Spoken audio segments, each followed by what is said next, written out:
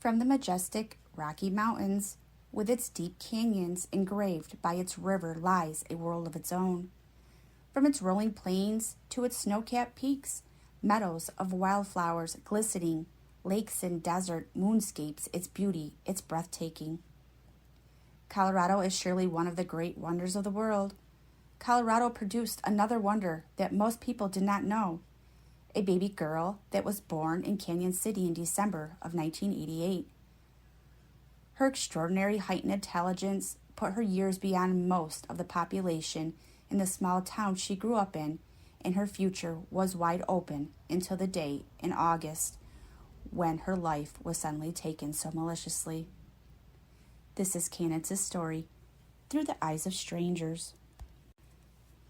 Candace Hiltz was born December 22, 1988, in Canyon City in Fremont County, Colorado. Unfortunately, her father passed when she was around 5 years old. She was a child prodigy at an early age and was actively performing calculus at age 11. She grew up with several older brothers, so when her friends described her as being tomboyish, they are probably pretty much correct.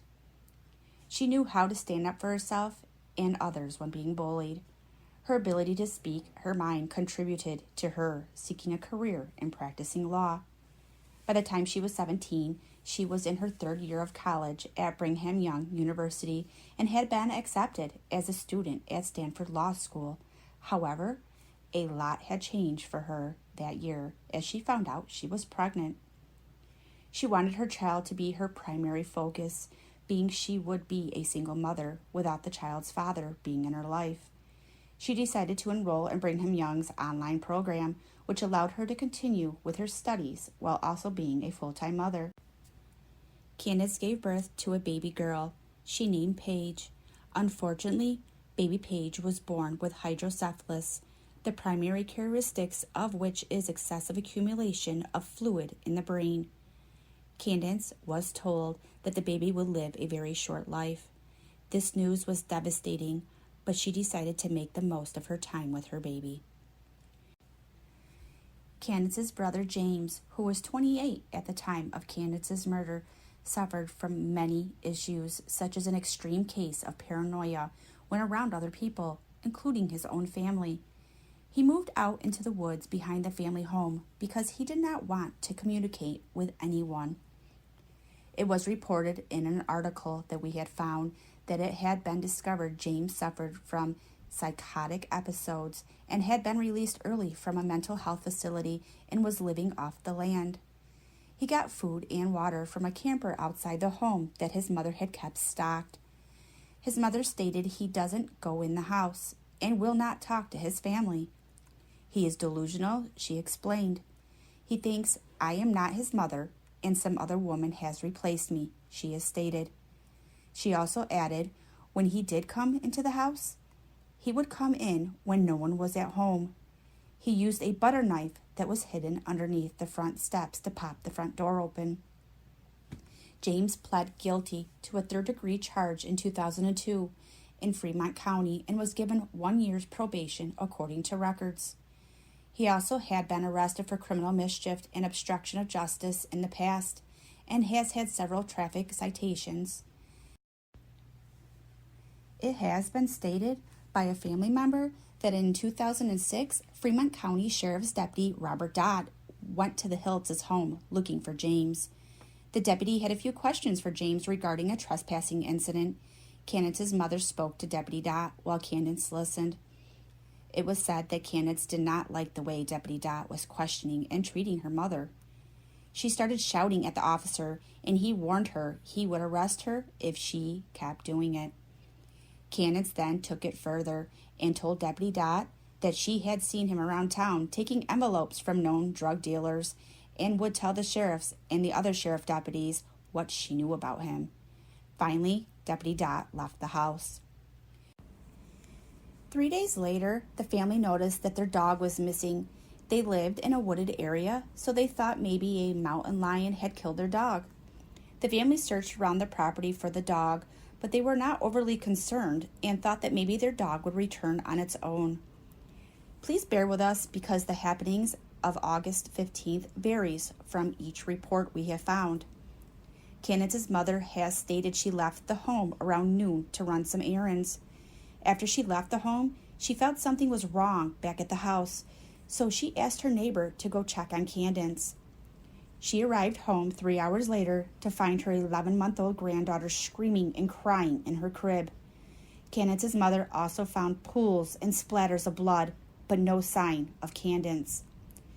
She ran to the bedroom to pick up the baby and made the shocking discovery of Candace's body that was wrapped in a green comforter and shoved beneath the bed. She unwrapped the green comforter to find Candace's lifeless body with multiple gunshot wounds. She held her daughter's hand after she called 911 while waiting on the police to arrive.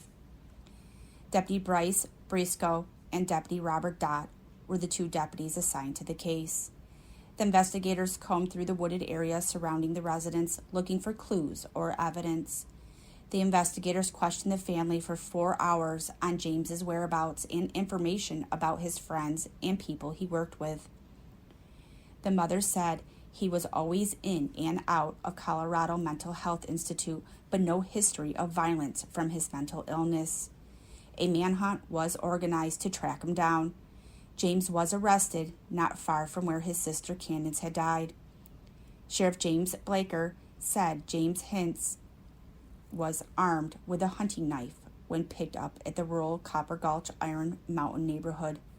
After he was apprehended, he was charged with a different incident. The charges were first and second degree theft and trespassing. According to the sheriff's department, James had broken into a house and stole hatchets and flashlights, and he was held on a $500,000 bond at Fremont County Jail. James had never actually been charged with anything to do with his sister's murder case.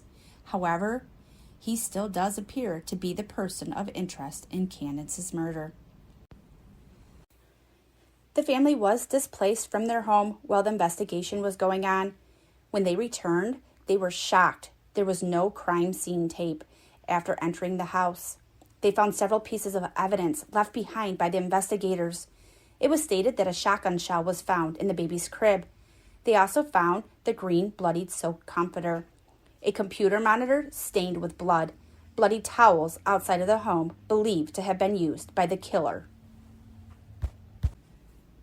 The blood-stained shirt Candace was wearing that day, it was stated that the investigators took only 15 items from the family home, including a small piece of carpet and a piece of paneling. Candace's mother and brothers gathered up all the evidence they could find in their home that was left behind, logged it, and photographed it. Candace's mother went down to the sheriff's station but didn't get to talk to anybody. A little later, Deputy Briscoe came to their home with a search warrant and took the evidence the family had collected. Over the next 10 years, no new leads developed nor evidence discovered. Candace's autopsy showed she had been shot by 2 to 3 different weapons and at least 2 different people, as several shots were projected into the front and back of her head simultaneously. However, there were several errors and contradictions in the report the family had stated. Candace's mother said statements in the autopsy are false. The scene investigation states Candace was last seen alive at noon August 15, 2006, and was later found by her boyfriend, who is not named in the report. The boyfriend of the deceased had left to go to Canyon City and then drove home. According to the report, he arrived at Candace's house and heard her 1-year-old daughter screaming. He entered the residence and saw blood and picked up the baby, who appeared unharmed. He then went outside with the baby and took her to his wife. He then returned to the deceased home and found the deceased placed underneath the bed unresponsive, according to the report. Candace's mother said she was the one who discovered her daughter underneath the bed. She also said the man in the report was not Candace's boyfriend and added that he was not married. That man, she said, was her son's friend. She had asked him to check on them because she went with a friend to Canyon City that day. When he went to the house to check on them, that's when he heard the baby screaming. After that, she said her son's friend went inside the house and found the baby. He then grabbed the infant and took her to the neighbor's house. Candace's mother said when she returned to her house, where the neighbor and her son's friend were waiting, both together, they all began looking for Candace. And it was Candace's mother who followed the blood in the hallway to her daughter's room, where she saw a bloody blanket sticking out from under her bed. She noted other inaccuracies, like the number and caliber of the guns used. She said she seen only 22 and a shotgun casing. After several mental health evaluations and court proceedings in 2008, James was found not guilty by reason of insanity in connection with the burglary charges and committed to the Colorado Mental Health Institute in Pueblo, where he still remains today. He still remains the main suspect in his sister's murder in the eyes of the Fremont County Sheriff's Department. Candace's daughter was raised by Candace's mother, but unfortunately, she became severely ill on November 21st, 2012, and passed away Thanksgiving morning. Her little girl lives in the lives of other children after the family donated her skin grafts, heart valve, and bone marrow. If this case doesn't get any more bizarre, I don't know what will. You might want to take a seat if you're not sitting, because in December of 2016, there was vital pieces of evidence which had been taken from the evidence room at the police department and was found in a storage unit. Lieutenant Detective Robert Dott, one of the deputies who ran the entire investigation in Candace's case, fell behind on his rental storage fees at the storage unit at Dawson Ranch Mini Storage. The owner said he auctioned off the contents after Dott paid him with a bad check. A gentleman by Rick, a former street racer who has had his run-ins with the sheriff and his deputies for years, bought Robert Dott's belongings inside the storage shed for $50 on December 17th. The contents of the unit included uniforms with Dott's name on the badges, sirens, light bars, and a manila envelopes marked evidence. Some of the evidence discovered was an axe, blood-stained rope, and a pair of bloody socks. They were all sealed in separate plastic bags, which were in a manila envelope labeled evidence. It turns out these pieces of evidence were from Candace Hiltz's murder case. Please tell me, what are these doing in a storage unit? January 2017, Detective Dott was placed on administrative leave after the CBI got involved into the case. Officer Dott left the force to retire April of 2017. In May, the following month, he was charged with 2 counts of misconduct. He was convicted in the summer of 2018 of a misdemeanor charge of abuse of public records and 2 petty offense charges of official misconduct. Dott was sentenced to 15 days to serve in jail. In addition to the jail sentence, Dott was ordered to pay a $1,000 in court fines and a $399 in restitution. That's it for stealing some evidence. Robert Dott nor James Hiltz, or anyone else for that matter, have been charged in the death of Candace Hiltz. This is indeed a horrific case, and a young girl lost her life for an unknown reason. But a reason just the same, it is as important to listen to what hasn't been said in this case to what has been said. What other evidence was found in that storage unit that had nothing to do with Candace's case? Why hasn't the father of Candace's child been named and investigated? Does he have connections, or is he related to Robert Dott? Why hide evidence at all? Why kill a teenage girl because of her accusations that an officer took bribes from drug dealers? That's not a reason to kill, because police officers hear that all the time. Who was the friend of the Hiltz that stopped by to check on Candace and the baby that afternoon? That story changes accordingly to who was telling it the events that day. There's most certainly more that's being covered up in this case, and not all of the people that was involved wear badges. The inconsistencies in the stories, documented and undocumented, are mind-boggling. Why hide evidence in a storage unit?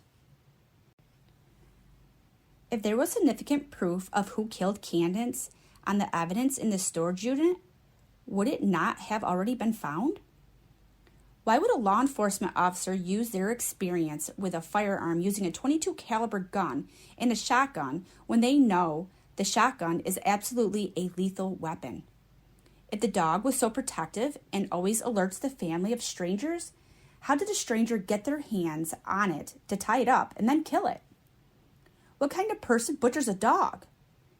Does police officers carry hatchets and axes as weapons nowadays? Or is the hatchet that was entered into evidence the same one that James was charged with stealing in a previous case? Was this the same hatchet that killed the dog? Or was she murdered by a stranger that had no connection to the family or the sheriff's department? Whoever killed this young lady is getting away with murder at the expense of other people's reputation being ruined. They have these secrets and unanswered questions being buried with Candace. Maybe blood is thicker than water after all, and the blood runs deeply in the roots of Fremont County Sheriff's Department and the residents of that county. If anyone has information concerning Candace Hiltz's murder, they can call Colorado Borough Investigations at 719-647-5999. We would like to remind everyone that Candace's nephew Jacob Paddock Weeks was reported missing on February 2nd, 2019 in Jefferson County, Colorado. He was involved in a single-car crash near Highway 285 and Turkey Creek Road. Someone who is presumed to be Jacob exiting his vehicle after hitting a guardrail and walked off into the woods and has not been seen since. If anyone has any information about Jacob or his whereabouts, please call the Morrison, Colorado Police Department at 303-697-4810. The administrators of the Missing Truth is sending our prayers and healing energy to Candace's and Jacob's family. May God be with you all. For further updates on Candace's case, please subscribe to the Missing Truth to receive notifications, like us and leave us a comment. Join our private Facebook group and our page. If you have a family member or a friend that is missing or has been murdered and feel their case has not received the exposure that it needs, contact us by email or send us a message on our Facebook page. Always remember, some sort of truth remains in a lie. Have a good night.